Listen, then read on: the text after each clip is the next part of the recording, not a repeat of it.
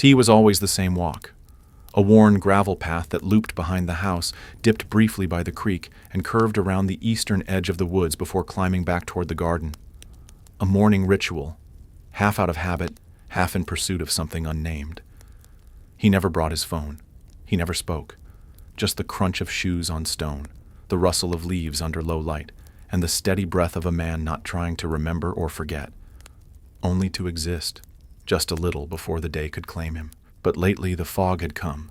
Not every morning, just the ones that mattered. It would appear like a curtain, already drawn when he opened the door. Not rolling in, not drifting down, but waiting as though it had arrived earlier, anticipating him. And it didn't behave like ordinary mist. It didn't cling to surfaces or blur the horizon uniformly. Instead, it hung low in some places, thick as wool near the tree roots, but thin and wavering above the creek. It moved without wind, shifted without sound, and it seemed somehow to avoid the light, as if it knew that brightness revealed too much. He didn't fear it. That was the strangest part. It wasn't eerie or haunting in the way fog is often described in stories. It was familiar, the way a scent is familiar before a memory surfaces, the way a tune heard in passing feels like it once held meaning, long ago.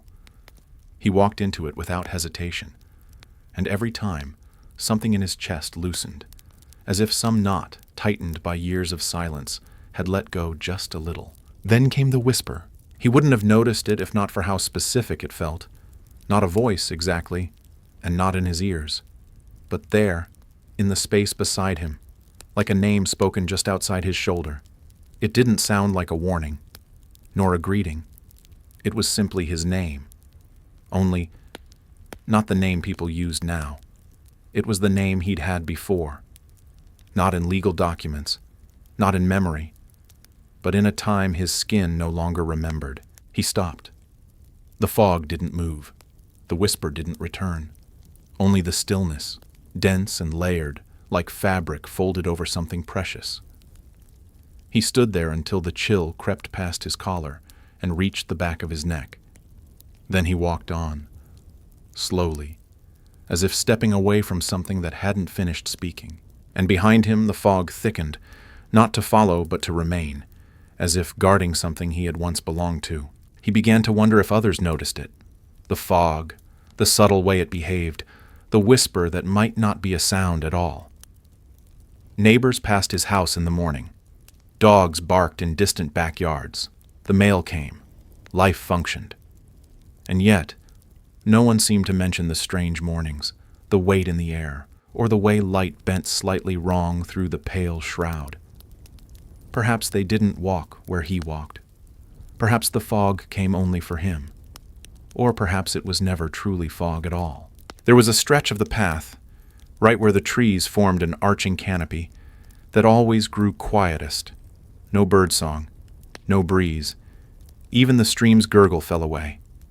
There the fog would become less visible but more present. Not thick, not clinging, just attentive.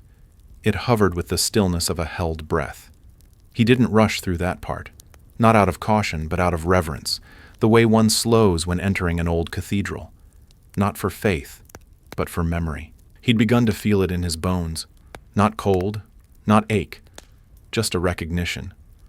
Like his joints knew something his mind couldn't name. His hands would tremble slightly near the grove, though not from fear or weakness.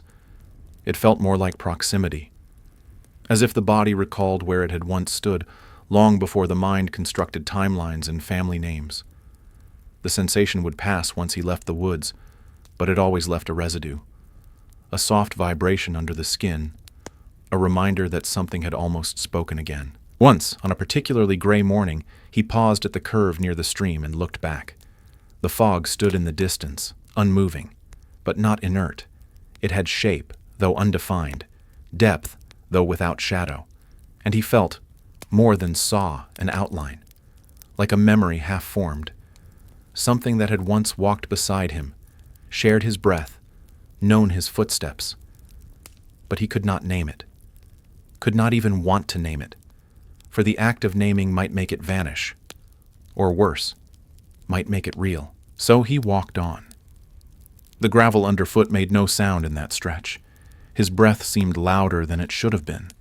The trees felt taller, the morning longer, and the fog, though behind him, seemed somehow ahead, waiting around the bend, crouched in the next hour. Not to trap him, not to frighten him, only to remind him that not everything he had left behind had agreed to remain forgotten. He had not always lived in that house. It had come to him late, later than most people receive such things. A quiet inheritance from an aunt he barely remembered, offered in a letter that seemed more like an apology than a gift. The house itself was modest, wooden, too old to creak in protest, too wise to demand attention. It sat at the edge of the woods as if trying not to intrude, with windows that caught the fog more than they reflected the sun. The path behind it had been there long before he arrived, carved by footsteps that left no stories behind. No one could tell him who made it. No one tried. The locals spoke of the woods in the vague tone reserved for places that exist but aren't entirely trusted. Not feared, just unmentioned, like a name that once held power but had grown tired. He took to walking there instinctively, as if his feet had remembered a map before his mind had even seen it. And from the first step, the fog was familiar, not daily, not consistent, but always returning when he felt most weightless inside. It seemed to sense not the body, but the balance of memory and longing. The less anchored he felt, the more clearly it appeared. On certain mornings, when the fog was heaviest, the birds stayed silent. Not gone, just quiet, as if listening too. He would pass through their hush with a strange courtesy, as if he were the one intruding. The path beneath his feet felt softer then, almost forgiving. The trees leaned inward just slightly, not to block his way, but to frame it. And the air carried something not quite scent, not quite thought, a presence. It didn't press against him. It merely walked with him, not beside or behind, but as a rhythm under his breath. Sometimes he caught himself turning his head too quickly, certain that someone had just spoken. But there was never anyone. And yet the whisper lingered, not as a sound, but as a tension just behind his ear, like a name held back out of respect. It never frightened him. Not truly. But it made him pause, made him feel watched, not with malice or curiosity, but with familiarity, as though he belonged to something that had not moved on when he did. By the time he reached the end of the loop, the fog would thin, retreating without dispersing, not breaking apart but folding into the trunks, dissolving into the roots, as though it had simply paused long enough to see if he still came. And he always did. Each morning, without promise or reward, he returned. Not because the fog called him, but because something deeper than memory made him feel incomplete without it. There were mornings when the fog arrived before he opened his eyes. He would wake not to light or sound, but to a stillness that had shape, a sense that the air in the room had shifted, thicker, quieter, almost listening. He didn't question it.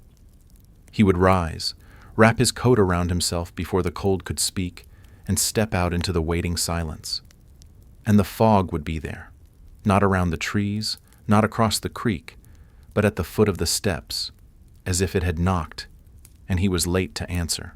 He began to notice small things, the way his breath seemed to vanish faster when he stood inside the fog, as if absorbed, the way the gravel crunched more softly, not muffled, but respectfully subdued, the way his shadow, on those rare days with a hint of sun, grew faint even at noon, as though the fog did not approve of outlines. These weren't alarming observations. They felt more like notes in a forgotten language he was slowly beginning to understand. Not decoding, but remembering. He once tried to photograph it. Just once. The image came out blank, not white, not blurry, just empty, as though the camera had captured absence itself. He never tried again. Some things do not wish to be remembered that way. He understood. He too had memories he would not have wanted flattened onto paper, reduced to pixels or ink. Some memories preferred the shape of fog, shifting, moving, refusing to be held. There was a point on the path, just before the bend returned toward the house, where the fog always paused. Not him. The fog, as if reluctant to follow him past that place, as if it knew the limits of its presence. He often lingered there too, unsure whether he should step through or turn back. That point felt like a border, not between places but between selves, between the man he was becoming and the one who still waited somewhere deeper in the trees, unseen. And when he finally moved on, the fog remained. Watching, perhaps. Not in a human way, not with eyes or judgment, but with a presence that felt like remembering. It stayed behind not to haunt him, but to keep something alive in his absence, something unspoken, something that, for reasons neither cruel nor kind, had not forgotten his name. The weather changed, as it always does, but the fog did not follow the calendar. It came on clear days. It stayed away during storms. It arrived when something inside him was displaced. Too much sleep, too little feeling, a strange ache in the chest that had nothing to do with age. The fog did not obey the world. It obeyed something else, something closer. It responded to the shifts within him that even he did not yet notice. One morning, he paused longer than usual at the grove near the stream. The trees stood still, reverent. The water moved as though reluctant. And the fog, already present, didn't greet him so much as absorb him. It curled around his legs, not chilling, but reminding. It brought a silence so deep that even his own thoughts softened, and then he felt it again. The whisper. This time, not just a name, a phrase, not spoken aloud, not in language, but unmistakable. You were here. It struck something. Not fear, not longing, but recognition. He didn't know what he had once done there, who he had been, but something had remembered him. Something still did. And for the first time, he wondered if the fog was waiting for him to remember it in return, if it could not fully take shape until he acknowledged what it held, until he stepped not just into it, but through it. He didn't move, not out of hesitation, but out of gravity. Something inside him pulled at the moment like roots do to soil. He closed his eyes, not to shut it out, but to feel it more clearly. The fog did not move. Neither did the air. Time itself felt suspended, as if the morning would not continue until he chose to belong again. When he opened his eyes, the trees looked different. Not younger, not older, just more aware. Their bark seemed etched with veins of memory. The path ahead shimmered faintly, as though offering both a question and a promise. And he took a step forward, not out of decision, but out of inevitability. The fog closed gently around him, not to hide him, but to take him back. After that morning, something shifted. He still walked the same path, still felt the same air, still moved through the same woods. But the fog had changed, or perhaps he had. It no longer waited. It arrived with him. Not ahead, not behind. It moved as he moved. It thickened when he paused. It lightened when he breathed. And it always seemed to listen. Not to words, for he never spoke, but to thoughts, fragments, memories he had not meant to summon. His dreams grew different, though he could not describe how. He would wake with the sense that he had spoken with someone he no longer knew but had once loved. A presence without face, a shadow, with warmth. The fog came stronger on those mornings, wrapping around the house before he could step outside, as if carrying traces of the dream back with it, as if it too remembered what he had felt. One day, standing at the edge of the woods, he noticed something carved into the bark of an old tree. Not deep, not new, faint enough to be mistaken for natural texture. But he recognized the curve of it, a symbol he could not read but had once drawn. His hand reached for it instinctively, fingertips hovering just above the mark, afraid that touch might erase it, or awaken it. And in that moment, the fog pulsed. Not visibly, not audibly, but he felt it, like a memory breathing in. He lowered his hand, not in fear, in respect. Whatever had been written there did not need to be disturbed. It had already done its work. It had waited long enough. and now it had been seen. That evening the fog lingered longer than ever before. Not thick, not overwhelming, just present. It rested on the porch. It hovered beneath the garden bench. It curled under the trees. And as night came, it did not vanish. It stayed, not to haunt, not to warn, but to remember. Because he had remembered. Not everything. Not yet. But enough. Enough to matter. The next morning came with no wind, no birdsong, no sun. Only light, thin, silvery, uncertain, pressing through the windows as if asking permission to enter. He woke slowly, not from rest, but from stillness.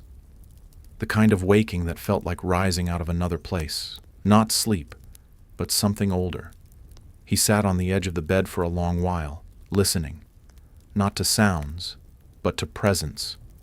The room felt occupied, not by a person, not by a thing, but by an awareness that had waited through the night, patient as breath. When he stepped outside, the fog was already there, not waiting in the trees or the path, but seated gently across the lawn as if it had grown from the soil. It did not move when he did. It did not part for his steps. It allowed him passage, not out of obedience, but as a river allows a familiar boat. He didn't put on his coat. The cold did not bite. The chill somehow belonged to him now, like a scent one had worn for years without knowing its name. He took the path again, feet silent against the gravel. The world around him was muted, not hushed, but distilled. Every branch seemed deliberate. Every leaf paused in mid-thought. He passed the stream without looking at it, though he heard no water. It was not dry. It was simply silent, as if holding its voice until something worthy passed by. And the trees, those familiar companions, leaned neither inward nor away. They stood as witnesses now, no longer curious, no longer waiting. They had seen this before. At the grove, he stopped. Not from choice, from rhythm. The fog thickened at the roots of the trees, swirling in slow eddies like breath curling in sleep. There was a shape there. Not a person, not a thing. A shape of memory. A place where someone once stood, not physically, but in presence.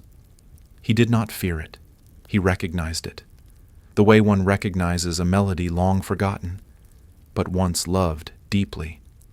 And without realizing, he stood in that shape, letting it fold around him like a memory slipping on an old coat. His eyes closed, not as an act of will, but of invitation, and in the darkness he saw not pictures, not dreams, but impressions. A hand resting on bark, a child's footsteps in dew, a name whispered in sleep, not his, but connected. The fog was not telling him these things. It was letting him remember them, letting him become again for a moment, the version of himself that had once walked this path not alone, but followed, or led. When he opened his eyes, the fog didn't retreat. It shimmered, not with light, but with attention, as if it too had remembered something. And for the first time, he felt no need to continue walking. The loop could remain unfinished. The morning didn't need completion, only acknowledgement. He stood there until the fog breathed once more, and then let him go. He returned to the house with slower steps, not out of weariness but caution, as though carrying something delicate. The fog didn't follow, but it didn't fully release him either. It hovered along the porch railing, curled beneath the windowsill, waiting not for re-entry, but for remembrance. The door creaked softly when he opened it. An old sound, one he had heard every day, but that morning it seemed to echo with greater depth, not louder, but longer, as if the air inside had grown deeper during his absence. Inside, the house no longer felt separate from the woods. The fog had not invaded, but its presence lingered in the corners, behind the furniture, between the books on the shelf. He touched nothing. He didn't need to. The house itself seemed to remember now, not as a place of shelter, but as part of the path. He walked through the rooms like a guest arriving in a space where he once lived, not unwelcome, but no longer assumed. Even the floorboards sounded different beneath his steps, softer, as though listening. In the hallway that led to the back room, a shadow moved, not across the wall, but within it, faint, slow, not shaped like anything he could name. Yet it didn't startle him. It passed with a kind of grace, the way candle smoke might drift when someone breathes near. He stood still, waiting, not for an answer, but for the silence to finish speaking. Then he continued down the hall, not to find something, but to follow what had already gone before him. The back room had always been empty, not unused, just unwilling. It held no photographs, no furniture, just a window facing the garden and dust that never settled evenly.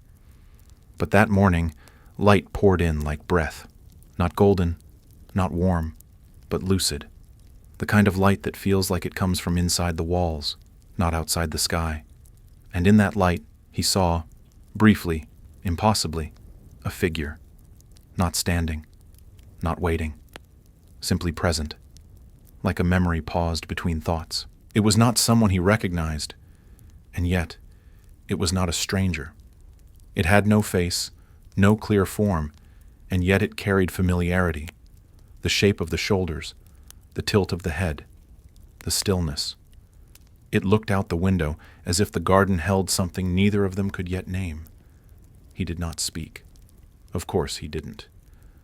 But something within him shifted, a sense of meeting not across time, but beneath it, where memory folds into itself and finds something left behind. The figure did not fade, it simply ceased to require shape. And when the light shifted, ever so slightly, it was gone. But the feeling remained, not of loss, not of revelation, but of alignment, as if a thread had been tied, not tightly, but surely, between that room and the fog, between that window and the path, between his breath and something that once knew his name before he did. That night, he left the curtains open, not for moonlight, for there was none, but for presence. He wanted the fog to see in, should it choose to come, and it did, not as a veil sweeping through the fields, but as a slow thickening of the air beyond the glass. It did not press, it did not watch, it merely was, a kind of waiting that bore no demand, as if it knew he needed rest, but also knew that rest was not absence. It hovered there as sleep came for him, softly, like a page turning in a book he hadn't finished. He dreamt again, not vividly, the kind of dream that sinks into the chest rather than parades through the mind. There were no voices, no faces, just motion, a sense of moving through a place he had built once, not with hands, but with longing. It felt like the woods, but quieter, like his house, but older. He walked beside someone he never saw, only felt. They did not speak, but the silence between them was not empty. It was full, the kind of fullness that only comes when nothing more needs to be said. When he woke, it was still dark, but the fog had grown denser, as if the night had congealed rather than passed. He rose without thinking, as though summoned not by sound, but by memory pulling taut. He dressed in silence, shoes against wood, cloth against skin. The house made no protest. Even the hinges which usually groaned their age yielded without a whisper. As he stepped outside, the air met him not with chill, but with recognition. The fog didn't move toward him. It simply acknowledged him. He walked without light. The path, though unseen, was known. His feet found it not by sight, but by the curve of earth beneath soul. The stream no longer murmured. It held its breath. The trees, shrouded in near-invisible mist, stood like thoughts unspoken. There was no fear, no urgency, only inevitability. He did not question why he walked. He only knew that he was meant to walk now, not for arrival, but for memory, not for discovery, but for return. In the center of the grove, he stopped, not because he had arrived, but because the fog did. It surrounded him, not with thickness, but with intimacy. It knew him now, not just his body, but the pattern of his breath, the weight of his thoughts, the shape of his silence.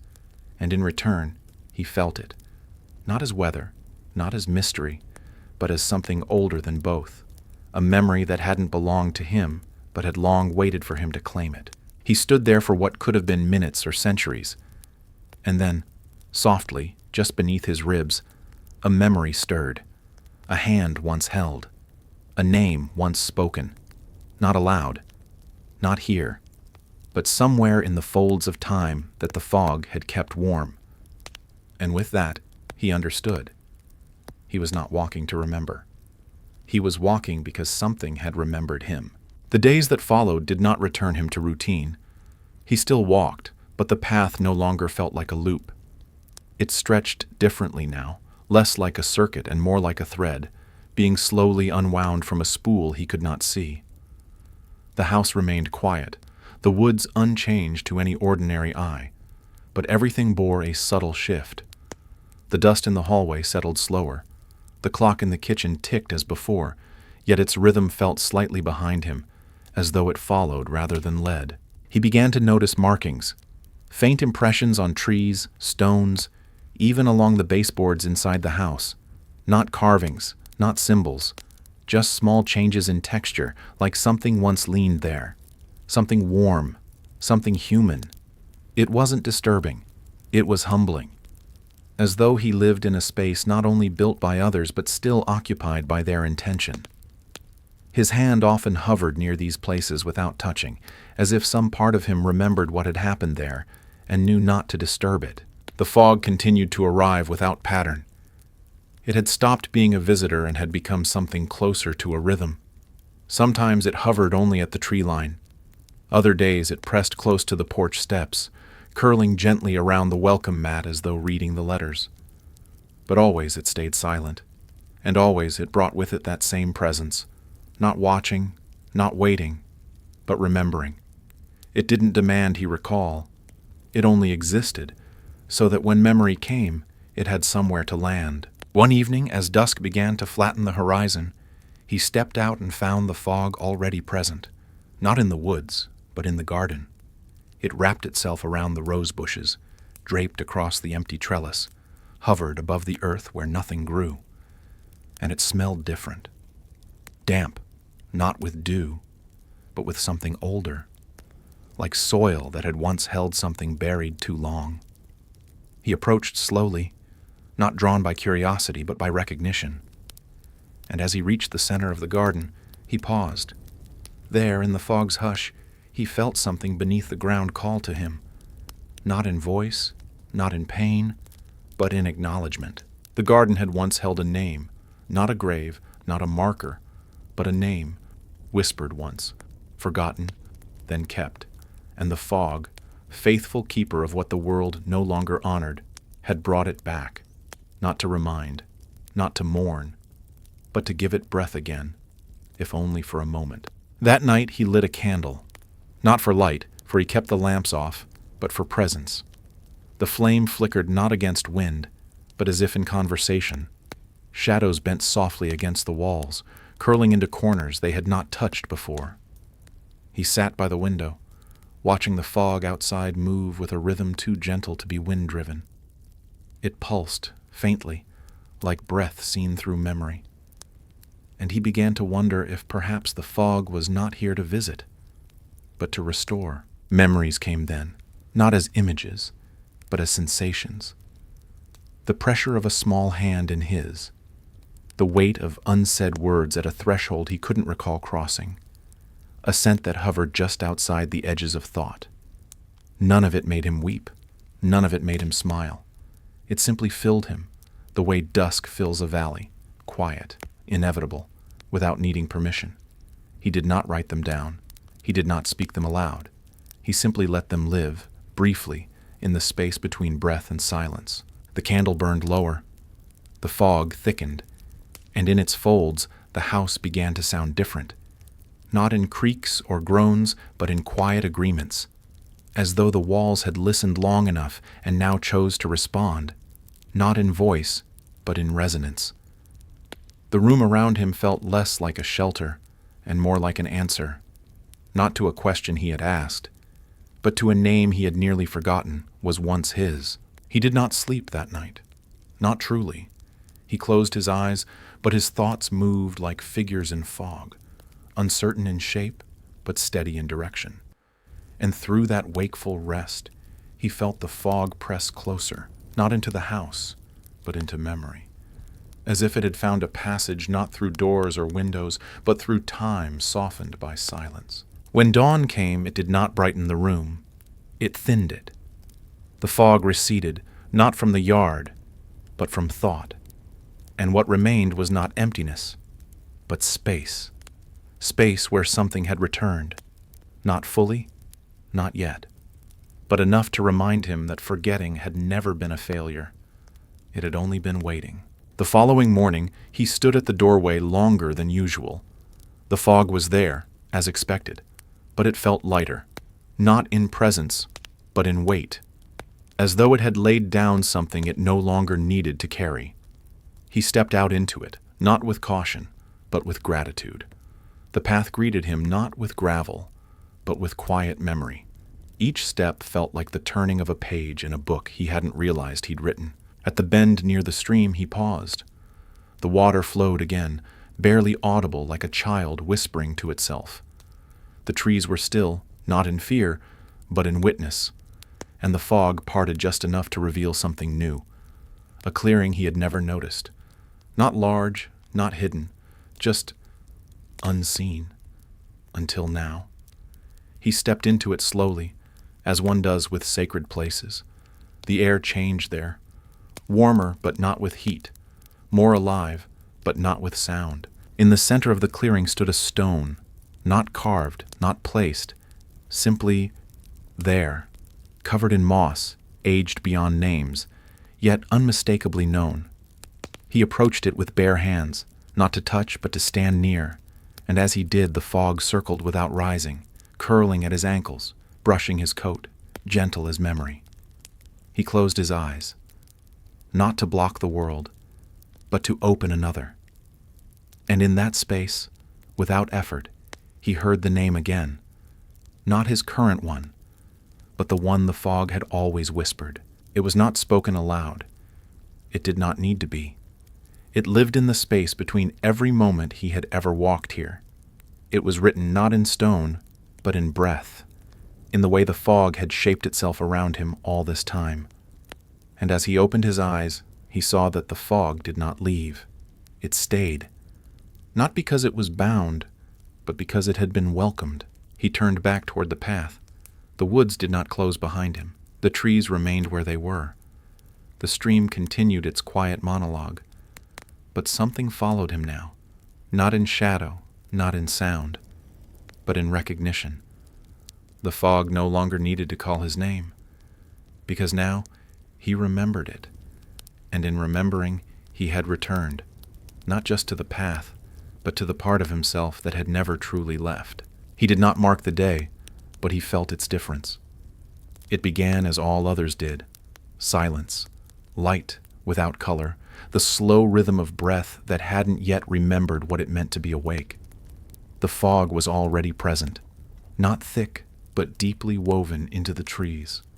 He stepped outside not with routine, but with reverence, as though entering a place that had been holding its breath for him all night. There was no wind, no birds, only the gentle texture of stillness draped across the path like a memory unfolded. He moved slowly, not out of caution but to listen. Each footfall pressed softly against gravel that no longer resisted him. Even the trees seemed to lean less toward observation and more toward welcome. The woods had changed, not visibly, not physically, but in atmosphere. The boundary between him and the land had softened. He was no longer a guest in this space. He was part of its rhythm now, a participant in its remembering. The fog curled ahead of him, not thickening but shaping. It didn't obscure, it revealed. Through it, he saw traces not usually visible, the faint outline of old roots he never tripped on, the shimmer of moss where light never touched, the gentle bend of grass that always seemed to rise after his steps. And further along the path, at the place where the trees parted slightly wider than before, something stood.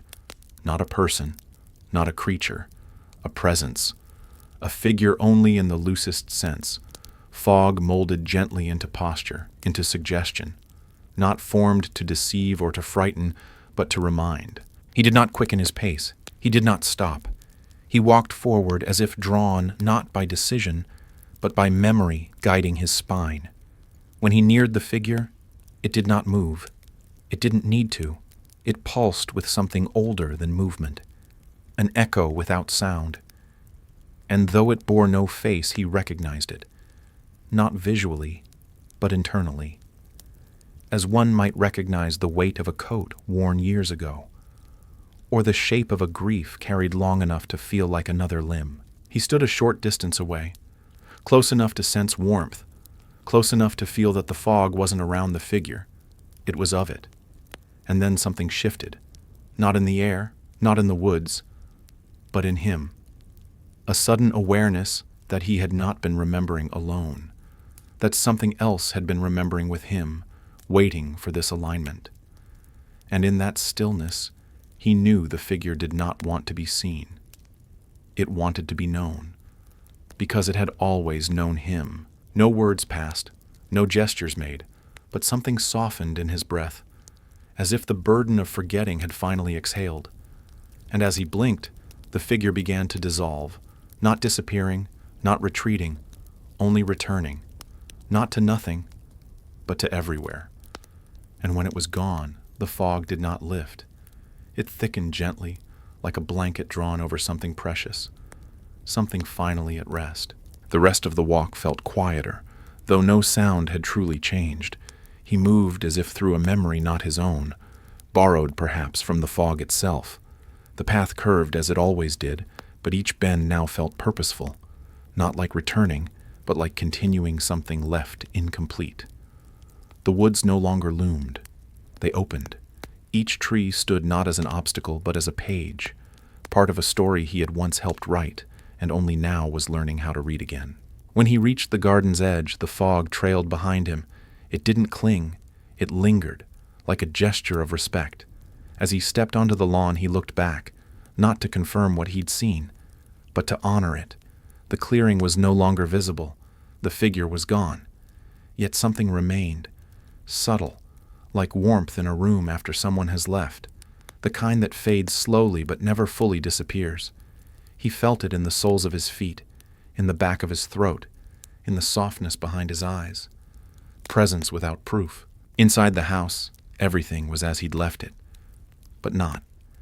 The air held more weight, not heaviness, but substance, as though the walls themselves had been listening, and now bore the burden of what they'd heard. He walked through the rooms without purpose, letting his hand brush surfaces without thinking. The banister, the frame of a door, a windowsill worn smooth by weather and time, and each touch felt like an echo, like something long dormant whispering, "You are here." He entered the back room again, not drawn, guided. The windows still faced the same garden. The light still filtered in at that soft slant it always did. But now there was something beneath it, a small wooden box, unmarked, dustless, not new, but not aged, as if it had only just been placed, yet had always been meant to be there. He didn't reach for it. He sat and watched it, like one watches an animal that might vanish if acknowledged too soon. The box didn't open. It didn't need to. Its presence was enough. A container not of things, but of knowing. It reminded him of the fog, not in form, but in function. Something quiet that waited. Something forgotten that hadn't gone away. He felt no urge to claim it, no sense of ownership, only the awareness that this, whatever it was, belonged with him, not to him, and that difference mattered. The candle on the hallway shelf flickered, though no wind passed, and he stood slowly, not in fear, but in agreement. The box would stay, for now. He would not move it. He would not open it. Some things were not kept in boxes to be discovered. They were kept so they could rest. And in honoring that, he was not giving up the past. He was giving it space, to remain without needing to return. That night he left the window slightly ajar. The fog, respectful as always, did not enter, but it hovered, not as intrusion, but as companionship, like an old friend sitting just outside the door, not asking to be let in, only wishing to stay close. He lay in bed with eyes open, listening not for sound, but for presence. The house made its quiet night noises, timbers shifting, pipes exhaling, distant clicks of settling, but all of it now felt like part of something breathing, something old, something awake. Sleep did not come easily, not because of fear or discomfort, but because his thoughts moved differently now. They no longer unraveled in worry or routine. They arrived like visitors, each bearing fragments, an image of a field long lost. The feel of a coat he never owned, a word he hadn't spoken in decades but somehow remembered the shape of. These were not dreams. They were visitations, the kind that do not ask to be understood, only accepted. At one point in the early hours, he rose and walked barefoot through the hallway. The floor felt warmer than it should have been, as if someone had just walked it before him. He passed the candle and saw that it had melted nearly to the base, though he hadn't lit it in days. Its wick still faintly smoked, releasing no scent, only a presence. He paused beside it, not to question, but to acknowledge. Some things did not need explanation to be true. He stepped to the kitchen window, the one that faced east, and looked out. The fog was thick, close, but not pressing. It swirled slightly at the base of the old tree near the fence, the way water might circle a stone. There was movement, not of figure, not of form, but of thought, as if something just outside memory had stirred, and he felt with quiet certainty that the fog was remembering too, not just him, but itself. They had always known each other in some way, perhaps not in life, perhaps not even in time, but in the folds between, in the places where silence lives.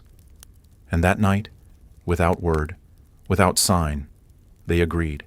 He would walk again in the morning, and the fog would be there, not to lead, not to follow, but to remember, together. The next morning brought no sunrise, only light without color, arriving like a breath held too long. He dressed slowly, not for weather, but for ritual. Each movement felt significant. Sleeves rolled, collar lifted, laces tightened with hands that remembered a rhythm older than routine. When he stepped outside, the fog was already moving, gently weaving through the trees like fingers through fabric. It did not greet him. It did not surround him.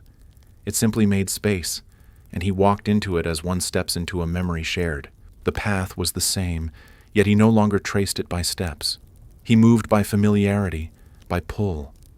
Every bend, every dip, every hush in the air belonged to a pattern that lived more in breath than in body. Birds did not sing. The stream murmured but faintly.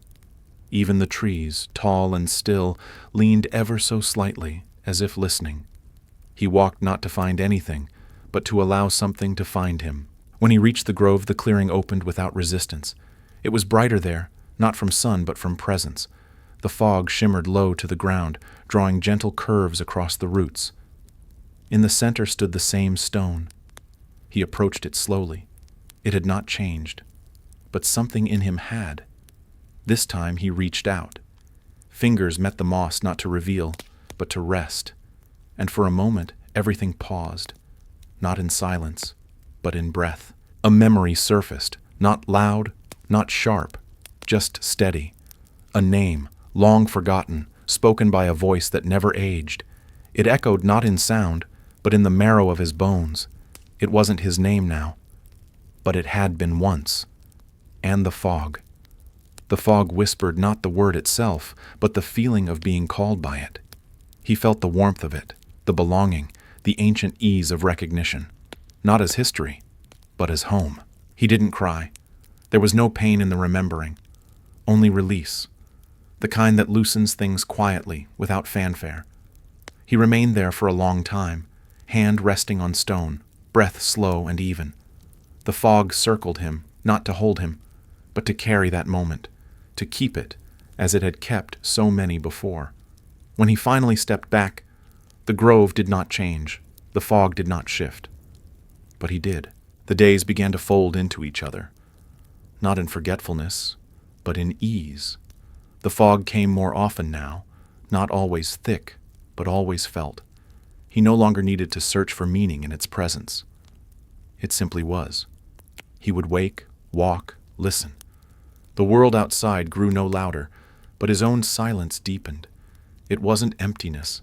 It was fullness without noise, the kind of quiet that grows when nothing needs to be proved. Inside the house, things softened. Dust gathered less. The rooms felt warmer. Even the shadows shifted gently at dusk, as if tamed. He didn't speak aloud. He hadn't in days. But the silence wasn't lonely. It was shared. The kind of silence that exists between two things that understand each other too well to speak. The fog, now a constant companion, did not follow him inside, but its memory lingered in the fabric of the curtains, in the scent of the hallway, in the way doors never slammed. One afternoon he found a feather on the garden bench, pale gray, nearly translucent. It hadn't fallen recently. No wind had passed, no birds flew nearby. He picked it up with careful fingers, not to keep, but to notice.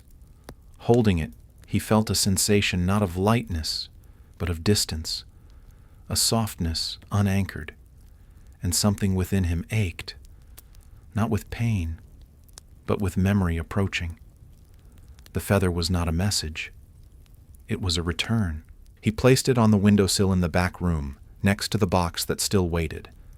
The two objects didn't speak, didn't resonate, but together they formed a kind of pause, a stillness arranged with purpose.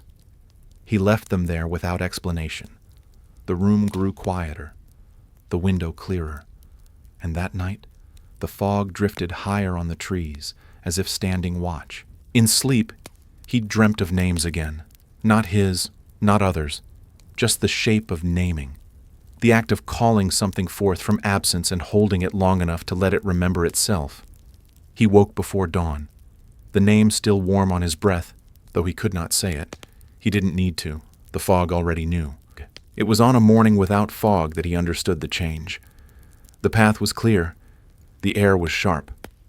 The light returned to its pale gold. And yet, nothing felt missing. The fog had not left. It had simply completed something. He stepped outside and felt it, not around him, but within. The quietness, the weight, the rhythm, all still there. Not as a presence beside him, but as a presence now carried. The fog had moved in, not to his house, but to his remembering. The walk was gentle. The gravel sounded again underfoot, not loudly, but true. The trees no longer leaned. They stood at ease, at rest. The stream flowed with its old voice, steady and light. Everything had resumed, yet nothing was the same. He moved through the woods not as someone looking for answers, but as someone who had become part of the question. He did not need the fog to know where he was. He had learned to listen differently. When he reached the grove, the stone remained, still silent. Still. He sat this time. No ritual, no purpose, just presence. And there, in the unfiltered morning, he remembered, not just a name, not just a moment, but the whole shape of something once lost. He saw himself not as the man who had arrived, but as the one who had always been here, beneath all the forgetting, beneath all the quiet. He didn't stay long. He didn't need to. The grove had received what it waited for, and so had he. He stood, brushed his hands against his coat, and turned toward the house. The path followed him now, not physically, but in breath, in rhythm. The fog might return again, or it might not. It didn't matter. Its work was done. It had remembered him long enough for him to remember himself. Back inside, the rooms felt smaller, not confining, familiar. The feather remained on the sill. The box remained unopened. He walked through the quiet house and felt no urge to speak, no need to write. Everything that needed to be said had already been lived. And as he sat by the window, he saw, not fog, not figure, but light, simple, whole, and his. The days that followed settled into a rhythm too quiet to be called routine. He moved through them without urgency, letting light and shadow guide his hours. The house responded in kind. Walls holding silence, floors accepting footsteps without creak or protest. Outside, the world continued, though he rarely noticed. The news remained unread. The phone unanswered. He had not withdrawn from life. He had stepped deeper into a version of it that did not require names or clocks to be real. He walked less often now, not from fatigue, but fulfillment. The fog no longer called because it no longer needed to. Its memory had stitched itself into the way he looked at trees, at stone, at sky. When he did step onto the path, it was not to return to the woods, but to remember them in motion.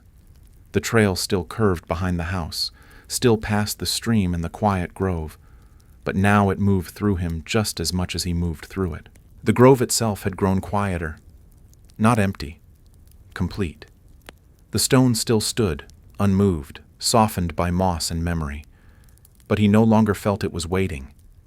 It had received what it came to hold. Now it stood not as a marker, but as a companion, neither watching nor remembering, only being.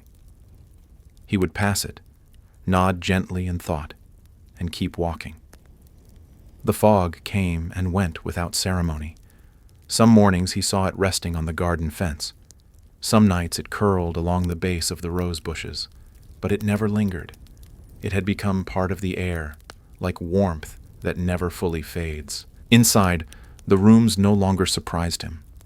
They offered presence, not mystery. He moved through them the way one moves through memory, not searching, but gently re-noticing. A chair by the window held more than comfort now. It held echoes.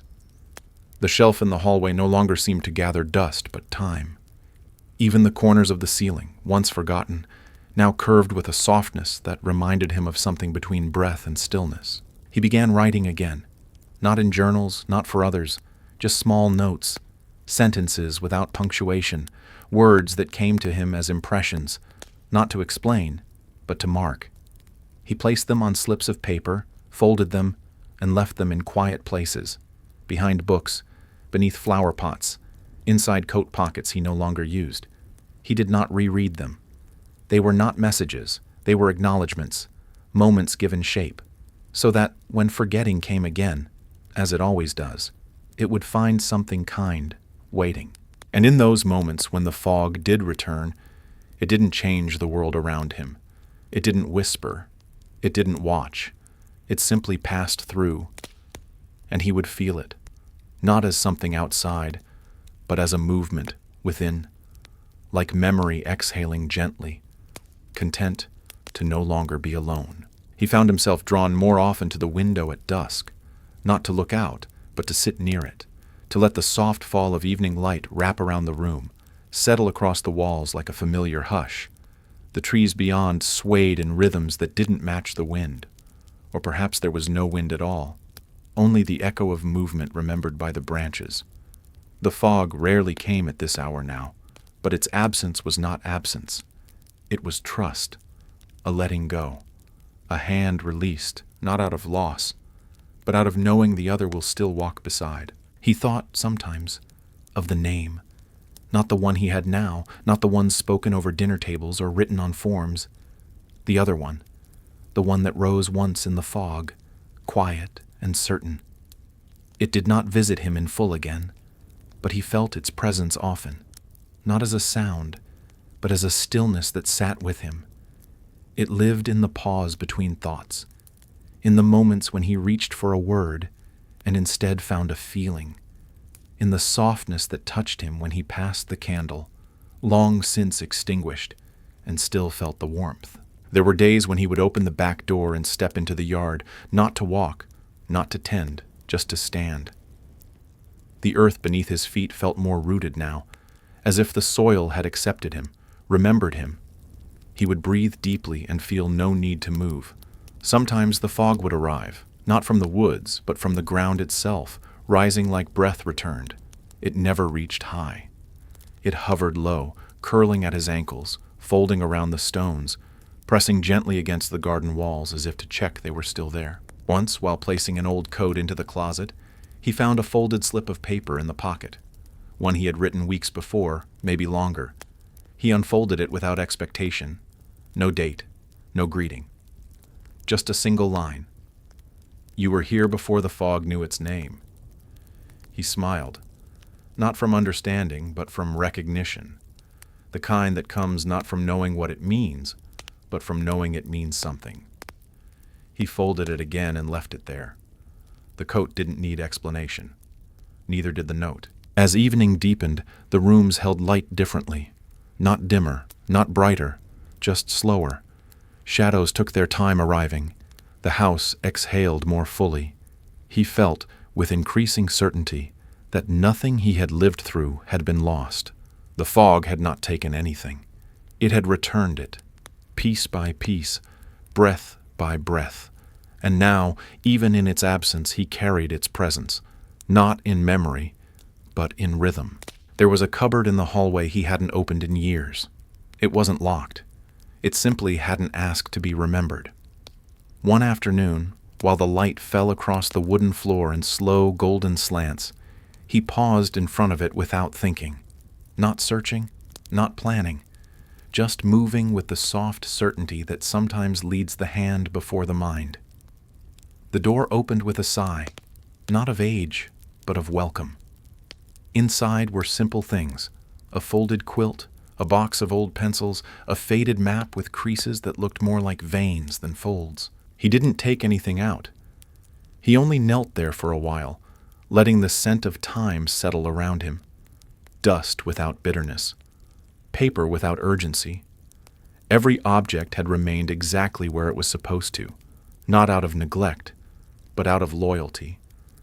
They had waited, not for use, but for presence. And now that he had returned, even briefly, they seemed content. He closed the door slowly, pressing his palm against the wood for a second longer than needed, as if to say, "I remember you too." Later that day, he walked again. The fog didn't meet him on the path, but he felt it in the way the stones seemed rounder, softer beneath his steps. The trees gave no sign. The air carried no chill. Yet the quiet between the trees was deeper than usual, as though the forest had taken a breath and held it just long enough for him to notice. He did not pause. He simply moved through it, like a thought returning to its origin, with neither resistance nor rush. At the stream, he stopped and watched the water pass. It sparkled more than he remembered, not with sunlight, but with time. It moved not to escape, but to carry, not to erase, but to remember in motion. He sat on the familiar stone and listened, to the wind, to the stream, to something older still that neither moved nor spoke, but remained. And in that presence, he felt himself softening again, not into memory, but into belonging. As autumn approached, the air grew thinner in a way he could not explain. Not colder, not drier, just more spacious, as if the sky had stepped back slightly, offering more room for the world to exhale. The leaves shifted tones, but slowly. No blaze of color, no dramatic fall, just quiet changes, greens fading into muted golds, edges crisping gently like paper near a flame that never fully catches. He noticed things more acutely now. The way light moved across a surface in the late afternoon. The subtle creak of wood in the quiet before dawn. The exact sound of gravel underfoot at different points along the path. These weren't details. They were rhythms. The slow heartbeat of a place that had always been waiting for him to sync with it. And now, with every breath, he did. He started leaving the door open longer each morning, just enough for the air to move through, just enough for the house to listen to the woods. Sometimes the fog would appear in brief gestures, curling along the edge of the window, hovering beneath the porch steps, winding through the spaces between rose stems. It never stayed long, but it always arrived with purpose. It had nothing left to say. It only came to sit beside what had been remembered. One evening, as dusk drew long shadows across the floor, he lit the candle again. The same one, though its wax had sunk low and its base had thinned unevenly. It lit easily, as if it too remembered. He sat nearby, letting the flame flicker its language into the room. He didn't write. He didn't speak. He simply watched. And in that small pool of light, everything stilled. Not because of magic, but because enough had been said. The first snowfall came without warning. No storm, no wind, just flakes appearing like thoughts in a quiet room. Slow, light, uncertain at first, then sure. He stood at the window and watched the ground soften. The garden, the bench, the path, all gently swallowed by white that did not erase, only covered. The fog didn't come that day. It had no need. The snow carried its gentleness now, its patience. Another kind of stillness had taken root. He stepped outside, the air crisp, but not biting. The silence was different. Not absence, but fullness. Every sound that might have been birdsong, branches, footfall, was held back by the snow, as if the world agreed to pause a little longer. His boots made soft indentations, but even they seemed temporary. Behind him, the prints began to blur almost immediately, not by wind, but by time. The path was his, but not only his. It belonged now to all that remembered. At the grove, the stone was half buried, moss dusted with snow. He brushed it lightly, not to clear it, but to acknowledge it. The act of touch was enough. The name lived there, not carved, not seen, but known. He stayed only a minute, breath clouding softly, body still. And as he turned back toward the house, he noticed something unusual. The fog, faint, barely there, rising from the snow itself. As if warmth remained beneath the earth, remembering. Inside, he lit the stove and made tea. He sat without distraction, holding the cup between his palms, feeling its heat not just on his skin, but somewhere deeper. The candle flickered again beside him, and the room leaned in with it. Outside, snow continued to fall in rhythms that matched his breath. He closed his eyes for a moment, and in that darkness, he heard nothing, and that nothing was whole. By the end of the week, the snow had settled into habit, not deep, not disruptive, just enough to change the sound of things. His steps now made muffled imprints. The wind spoke less in gusts and more in sighs. The fog had not returned visibly in days, and yet he felt it more than ever. It was no longer weather. It was part of him, a way of seeing, a way of being seen. He found another note in his jacket pocket, one he hadn't written, or maybe he had. It was folded neatly, paper smooth and dry. It read, "Not all names are meant to be spoken. Some are meant to be carried." He did not search for its origin. He placed it in the box beside the feather and closed the lid gently. The box, now neither secret nor shrine, simply held what had been returned. Later, while watching the fire, he thought of the first time he'd stepped into the fog, the confusion, the stillness, the whisper. He tried to remember the sound of that name, but it had softened, not forgotten, diffused, like smoke, like breath. And he realized with quiet certainty that it had never been just one name. It had been many, all of them his, all of them waiting. The candle burned low again. The snow glowed softly through the window, light bouncing in small pulses across the floor. He felt no need to write, to speak, to move. Everything that needed presence had it now. Every silence had been filled. The house did not hold memories. It lived them. The fog, whether outside or not, remained in the seams of things, in the shape of the quiet, in the ease of the dark. And when he finally rose to prepare for sleep, he passed the window and looked out once more. The garden, white and quiet.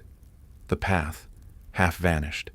And in the farthest edge of the yard, where the woods once began, a soft curl of mist rising, barely visible.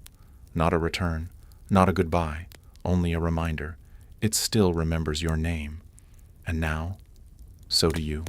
Winter deepened, but not in severity, only in texture. The air became quieter, the light more diffused, and the spaces between things stretched just enough to let the past breathe more easily. He woke each day not to a new beginning, but to a continuation. Time no longer pressed forward. It drifted, as the fog once had, in soft eddies across thought. And he followed, not to chase it, but to walk alongside it like a long-lost companion, whose presence no longer required explanation. The fog had not visited visibly in weeks, and yet he felt its presence now more intimately than ever. It was no longer something to enter or pass through. It lived in his posture, in the rhythm of his breath, in the way his eyes lingered on the slow movement of clouds across a pale sky. The house, too, had adapted. The walls held warmth even when the fire burned low. Doors no longer creaked. The rooms no longer echoed. They absorbed silence and returned it as comfort. He spent most mornings near the back window, watching the garden sleep under its white quilt. The roses were long gone.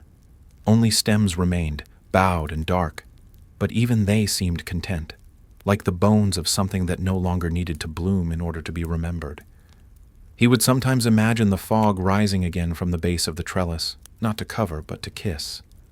A parting gesture, soft and certain. One morning, while watching the frost gather on the far corner of the glass, he felt a shift, not in the house, not outside, in himself, a stillness deeper than the others. He closed his eyes and let it arrive without question. And within that stillness came an impression, not of words, but of return. A quiet knowing that the fog had not vanished. It had completed its work, and now it waited, not to be called, but to be walked toward. He dressed slowly, each layer a familiar ritual, coat, scarf, gloves. The door opened easily, and the air met him with the softness of memory. The path, covered in snow, no longer needed to be seen to be followed. His steps moved not by sight, but by rhythm. Each footfall a quiet answer to a question only the land could ask. The stream, though frozen at its edges, still murmured beneath. And the trees listened. He didn't stop at the grove this time. He walked past it, further than before, into the part of the woods where the fog had once hesitated to go. The snow grew deeper there, but his legs did not tire. He was not returning. He was continuing. And ahead, just beyond the curve of the land, the air shimmered, not with light, but with presence, as though the fog had left behind one last breath, waiting only for him to step into it. The shimmer ahead did not grow larger as he neared it. It deepened, not in brightness but in density, like a memory becoming clearer the closer one leans into silence.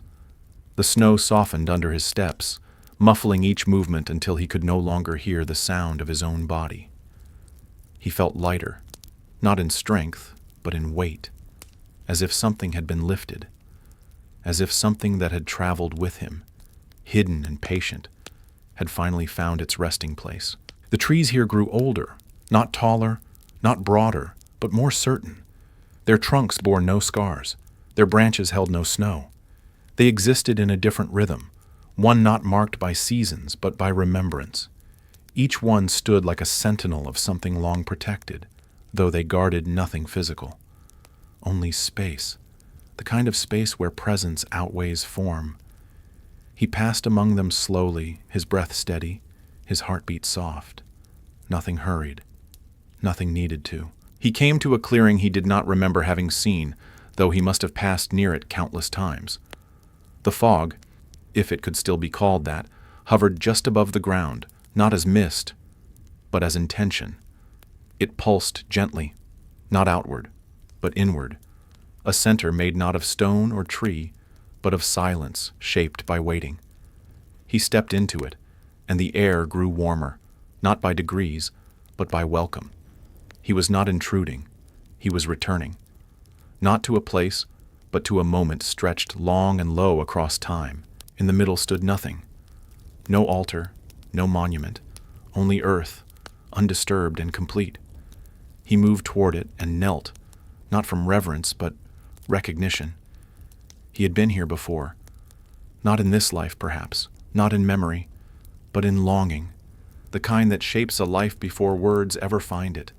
The fog circled him gently, like arms that do not hold, only rest nearby. He closed his eyes and let the stillness rise. There, beneath his ribs, a pulse answered, not of blood, of memory. He felt it spread through his chest, down his arms, into the ground beneath his knees.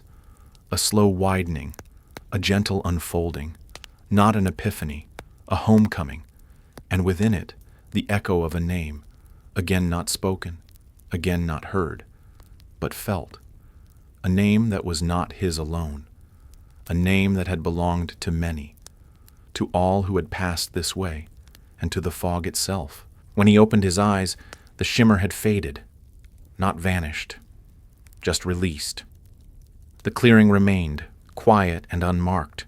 The trees stood watch as they always had, but something inside him had shifted. He stood not as a visitor anymore, not as a man remembering, but as part of the silence itself, the kind that listens back. He left the clearing without urgency.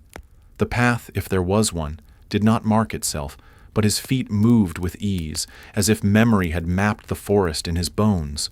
The trees no longer seemed like individuals.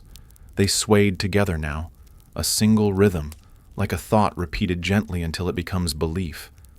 The air had grown thinner again, but not cold. It was the kind of thinness that comes when something large has passed through and left only stillness behind. As he neared the house, the light shifted. Not in color, but in tone. Softer, yes, but also deeper. The house stood quietly, as it always had, but today it seemed smaller in the way things do when they no longer need to hold everything. It had carried what it could, offered space for the remembering, but now it exhaled, content, released. He stepped inside, snow melting on his boots, and felt the floorboards rise slightly beneath him, not in protest, but in greeting. The air was warm, though no fire burned. He moved through the rooms with quiet purpose, not searching, only acknowledging. A chair here, a book slightly ajar, the candle, now nothing but wax curled against its base. He didn't feel loss. He felt arrangement, every object in its place, every shadow shaped not by absence but by rest. He placed his gloves on the table and paused, fingers lingering a moment longer than needed. It was not a gesture of ending, only of thanks. In the back room, he stood for a long while at the window. The snow outside was untouched, no footprints, no wind, just the soft smoothness of a world that had paused. The garden beneath it remained unseen but not forgotten. He didn't feel the need to walk there today. The fog didn't gather. The box remained on the sill, the feather beside it unmoved, and yet everything had changed. Not in appearance, but in meaning. He sat, not to rest, but to continue. He breathed in the air of the room, no longer shaped by scent, but by familiarity. And for the first time in many days he closed his eyes not to reach backward, but to be still. The silence that met him did not stretch. It held him, not tightly, not long, just enough to say, "You are here. You are still." The nights had grown longer, but he did not mind. Darkness did not arrive with threat anymore. It came with understanding, a deep blue hush that settled across the landscape like an answer finally spoken. He kept fewer lights on now, letting the rooms be shaped by what little glow the moon allowed. Sometimes he would light the old lantern near the door, not for light, but for memory. The way the glass bent shadows comforted him. The way the flame danced without urgency reminded him of the fog. He had not dreamed in many nights, not in the way he once did. Now his sleep was something slower, deeper, a quiet drifting that did not chase images but allowed impressions to rest against him. He would wake with a single thought, sometimes a color, sometimes the texture of moss. Once, it was a warmth behind his ear. Another time, a whisper he could not place, but which left him calm. These were not stories. They were returns. One evening, while washing an old cup, he looked out through the kitchen window and saw a figure on the path. Not clearly, just the suggestion of someone standing where the fog once paused. He did not blink. He did not call out. He only watched. The figure stood still, not waiting, not approaching, just present, as if to say, "I remember too." He looked down to dry the cup. When he looked up again, the figure was gone, but the feeling remained, stronger than before, a tether, now no longer stretched thin by forgetting. He finished the dishes, folded the towel, and walked to the door. He did not open it. He placed his hand against the wood and breathed. The night pressed gently back. That night, he wrote something on a scrap of paper and tucked it beneath the cushion of the chair by the window.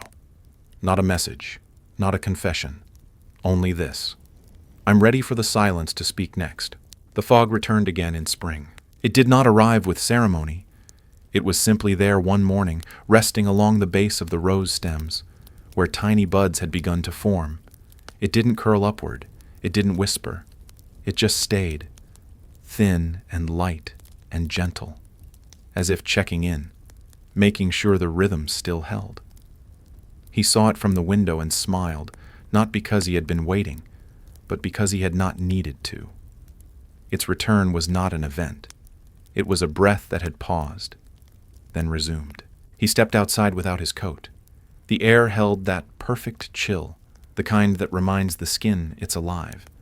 The path was dry now, but the earth still soft. Each step pressed slightly into it, and he could feel the way the ground gave and remembered. The trees had not yet fully leafed, and their branches made patterns against the pale sky that felt more like writing than growth. He walked not to arrive anywhere, but to continue the conversation. At the grove, he paused. The stone remained, moss vibrant again. He placed his hand on it, and the air pulsed gently, not from around him, but within, a single echo, a single agreement. He sat beside it for a long time, letting the world move slowly around him. A bird sang once. A leaf fell early. The fog drifted across the clearing, not surrounding him, but brushing lightly along his shoulder, like a familiar hand passing in silence. He whispered nothing. He thought nothing. He simply allowed the moment to hold him, and when he rose again, the fog did not follow. It stayed, not to linger, not to keep, but to remain part of the place that no longer needed explanation. He walked back slower than usual, the earth welcoming each step. The house ahead caught light differently now, brighter but softer, like memory no longer held in shadow. The day ended as quietly as it began. He sat in the back room as he always did, the box and the feather still where he had left them. The candle remained unlit. There was no need now. The fog had become something else. Less presence, more essence. It no longer visited. It resided, in the folds of cloth, in the creak of the floor, in the silence between thoughts. It was no longer something to see or pass through. It was the breath behind his breath. He looked out at the garden. The rose bushes stirred slightly in the breeze, and the light carried a warmth that did not come from the sun. He thought of all the names he had forgotten, and how they had not forgotten him, how each one had waited inside the fog, inside silence, inside the echo that had followed him home. And now, none of them needed to be spoken aloud. They lived inside him, softly. He carried them not as burden, but as belonging. As the sky darkened, he stood once more and walked through the house. Each room seemed smaller, not because it had changed, but because he no longer needed it to hold so much. His steps made no sound, yet the floor answered with memory. The door to the hallway opened with ease. The mirror reflected nothing new, just him, and that was enough. He sat by the window until night came completely. No candle, no light, only the breath of the world, slow and even, and when he finally closed his eyes, he did not sleep. He returned to the fog, to the name, to the silence that never truly left, and the silence at last answered him in full. Spring continued its slow unfurling, not with sudden bloom, but with the careful patience of something long forgotten, relearning how to arrive. The garden awakened gently, first with scent, then with color. The roses returned, not all at once, but one by one, as if checking whether it was safe to be seen again. He tended them without tools, without thought, only presence, kneeling in the soil, brushing dead leaves aside, placing his palms to the earth not to work, but to acknowledge. The fog had not returned in weeks, at least not visibly, but he no longer needed it to. Its rhythm now lived in the way he moved, the way he opened the back door slowly each morning and paused, not to look, but to feel what waited outside the edge of silence. Inside, the days moved without notice. Time passed through the rooms like air through gauze, soft, constant, uninterested in marking itself. He no longer bothered to count mornings. The seasons did that for him. He no longer wrote notes to place around the house. His memory had changed shape. It was no longer a collection of moments. It was a landscape, wide, open, and still unfinished. The box and the feather remained untouched, not sacred, not locked, only complete. They didn't ask for attention. They simply held what had been asked of them. And now they rested. One morning, he noticed the trees had shifted, not in posture, not in number, but in relation to him. The distance between the house and the woods felt shorter, not physically, but in belonging. The boundary had softened. He stepped onto the path again, not out of longing, but out of return. The gravel greeted him without sound. The stream, thawed now, whispered in low tones, as though remembering how to speak slowly. He did not rush. Each step was deliberate, not heavy, not hesitant, just present. The air carried the scent of moss, of water, of something older than either. At the grove, the stone waited. The moss was green and full. Around it, new shoots curled from the ground, pale and tender. He stood a long time, watching how the wind shaped the space without touching it. Then he stepped forward and placed his hand once more on the stone. Not to recall, not to ask, but to offer. Whatever had called him here, whatever had waited inside the fog, had done so not to be found, but to return something. And now, standing here, he understood that return had always been the point, not the mystery, not the memory, but the return, the simple act of presence rediscovered. And in that stillness, something in the earth beneath his fingers pulsed, not as a message, not as a gift, but as recognition, like a name whispered not from the past, but from the self you forgot you once were. That evening, the light lingered longer than usual. It stretched across the floorboards in gold that edged toward rose, touching the corners of the room with a tenderness that felt earned. He sat by the window without expectation. The garden outside moved gently, petals shifting in rhythm with a wind too light to hear. The silence was complete, but not empty. It had shape now, weight. It settled into the folds of his clothing, the curve of his palm, the arch of his shoulder. The kind of silence that arrives after a conversation long overdue has finally ended, not with answers, but with understanding. He thought of all the times he had walked the path in the fog, each footstep a quiet question, each breath a request to be remembered, and how gently the fog had responded, not with revelation, but with presence. Its patience had taught him more than any memory could. He understood now that remembering was not an act of reaching back. It was an act of standing still long enough for what once was to find you again. And now, he no longer sought the past. He carried it, not as weight, but as warmth. He looked around the room and saw the house not as walls and windows, but as an extension of memory itself. Each object had become a note in a song that no longer needed to be sung aloud. The chair that creaked only at night, the cup with the chip on its rim, the candle stub still curled into its dish. None of them were symbols. None of them were stories. They were simply here, with him, part of the same breath. At some point, he closed his eyes, not from fatigue, but from trust. The dark behind his eyelids felt no different from the dusk outside. There was no division anymore between inside and out, between then and now. He sat in that space where fog once lived, where names had once echoed. And in that space, he felt a presence, not as wind, not as voice, but as rhythm. A low pulse beneath the ribs, steady and sure, like something waking that had always been awake. When he opened his eyes again, night had fully arrived. The stars hung in stillness. The garden, veiled in shadow, seemed to breathe with the sky. And in that breath, he recognized something unmistakable. Not an ending, not a return, but a settling. As if the world, having circled through memory and silence, had finally come to rest. And so had he. He began to wake earlier, not by alarm or habit, but by something softer. Light would not yet touch the windows, and the world beyond remained still in its cocoon of not quite dawn. But within him, something stirred, gentle, insistent, not a voice, but an opening. He would rise, cross the floor in silence, and open the back door as if opening a memory. The air at that hour was unlike any other. It held no scent, no temperature, no urgency.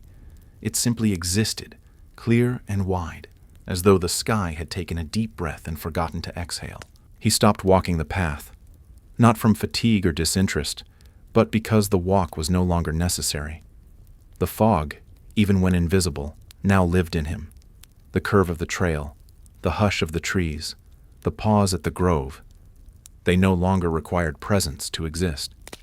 They had become part of his internal landscape, accessible in the pause between thoughts, in the quiet moment between sips of tea. His steps inside the house now carried the same weight as those he once took among moss and bark. He had not left the forest. He had brought it in. The box on the sill remained untouched, as did the feather. He dusted around them, never over them, and the space they occupied grew warmer with time. He no longer looked at them to remember. He looked at them the way one glances at a framed photo of someone no longer gone but fully integrated. There was no longing, no ache, only soft recognition, the kind that says, "You are here. You never left." He found himself humming sometimes, without melody, without tune. Just a low vibration that filled the kitchen or curled around the corners of a hallway. It didn't matter what the sound was. It mattered that it rose, that something inside him felt loose enough, safe enough to emerge without form. Even his own silence had softened. No longer a wall, no longer a refuge.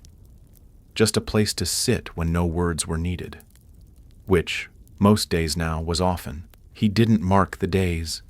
The calendar hung untouched. The clock still ticked, but not for him.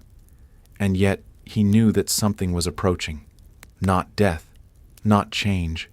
Just a moment. A threshold, perhaps. A folding inward. And he was not afraid. He had lived with the fog long enough to know that what comes next is not to be seen, but to be entered. Slowly, quietly, without question. One afternoon, a breeze passed through the open door and moved the curtains just slightly. It was the first true wind in weeks, not strong, but directional. It crossed the room without pause, brushed his arm as he sat reading, and then continued as if it had somewhere to go. He closed the book, not from distraction, but from understanding. There are moments that arrive without fanfare, but mark something irreversible. This was such a moment. He did not rise. He simply let the air move through him, quiet as a thread pulling a stitch closed. That night, he lit the candle again, not from need but from memory. Its flame flickered without struggle, casting long shadows that did not stretch far. He sat by it with his hands folded, gaze soft, breath easy. The fog did not return. It did not need to. Its absence felt more like completion than distance. The silence in the room grew wide, but not empty. He listened, not for sound, but for depth. And what he heard was not words, but agreement. Before sleep, he walked to each window, touching the frame as he passed, as if telling the house goodbye without actually saying the word. The floor did not protest his movement. The rooms did not shift in temperature. Everything held steady, waiting not for departure but for stillness. He paused in the hallway, his hand resting briefly on the cupboard door he had opened months before. Then he turned off the last light and let the darkness gather gently around him. He dreamed, but not of places or people. He dreamed of colorless warmth, of motion without edges, the kind of dream that does not retreat when the eyes open, the kind that lingers not as image, but as breath. He woke before sunrise, not startled, not tired. He dressed slowly, folded the blanket at the foot of the bed, and walked once more to the back door. The sky beyond was gray, not heavy, not bright, just quiet. And when he stepped outside, there it was. Not fog exactly, but something softer, a shimmer in the air, a pause in time, a space made by all that had come before and chosen not to leave. It wrapped around him, not as a veil, but as recognition, a final exhale from something that had never needed to speak aloud. He stepped into it without hesitation. No one came looking for him. The house remained as quiet as ever, its walls unbothered by absence. Dust did not gather differently. The rooms did not grow cold. A pot sat unwashed on the counter. The candle wick curled softly into wax. Days passed, marked only by the shifting of light across the floor and the tilt of shadows in the corners. But everything held, as if time itself knew to step carefully in places where something sacred had once paused. Outside, the garden bloomed fully. The roses grew without instruction, tall and open, their petals catching light even on cloudy days. Birds nested in the corners of the trellis. The path behind the house remained faintly worn, as if footsteps still passed there in the early morning. No fog returned, but the air carried a softness that never left. People in the nearby village spoke once or twice of the man who lived alone. Then they stopped, not from forgetting, but from instinct. Some stories are not told. They are felt. Children, wandering too far one day, found the house. They said it felt quiet, but not abandoned. Warm, even, like someone had just stepped out and might return at any moment. One girl found a slip of paper tucked beneath a flower pot on the porch. It said only, "The silence never left. It just waited for someone to listen." She folded it carefully and placed it back exactly where she found it. They did not enter the house. They did not need to. Years passed. The house aged with grace. Ivy came slowly. The trees grew taller. The windows clouded just enough to filter sunlight into something that resembled memory. And on certain mornings, just before the sun broke fully across the horizon, the fog would gather again along the garden's edge.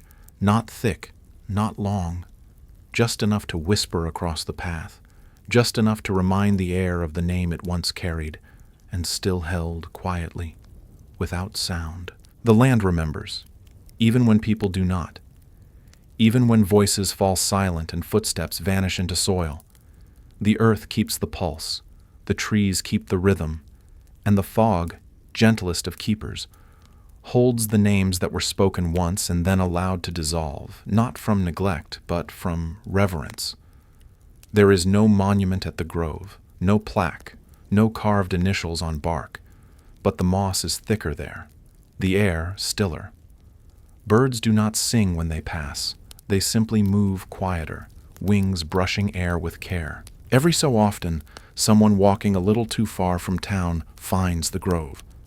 They don't speak of it afterward, not because they forget, but because they remember in a way that can't be shared aloud. They return home quieter, sometimes lighter, sometimes more aware of the space between their thoughts.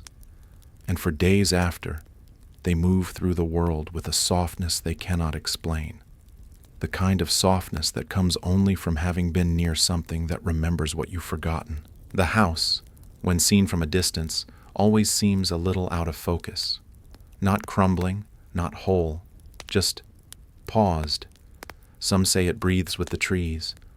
Others think it's a trick of the fog, but none linger long, and no one ever knocks. Because something about the place makes clear. It's not waiting. It's not empty. It's listening. And if, by some strange pull, you stand at the edge of the yard just as the fog rolls in, rare, but not impossible, you might feel it too, a quiet nudge behind your ribs, a name you didn't know you'd forgotten, brushing just past your ear, a memory not yours, but meant for you. You won't hear it, you won't see it, but you'll know. Something found you, something very old, something very kind. And it never needed you to speak, it only needed you to arrive.